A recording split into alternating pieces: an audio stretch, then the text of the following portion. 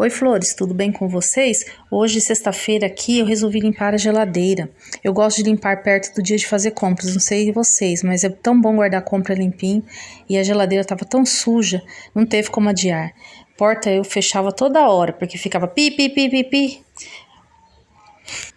Eu tirei todas as partes da geladeira, lavei tudo, aí depois coloquei ali, ó, tudinho. Espero que vocês tenham gostado. Se inscreve no canal e até o próximo vídeo.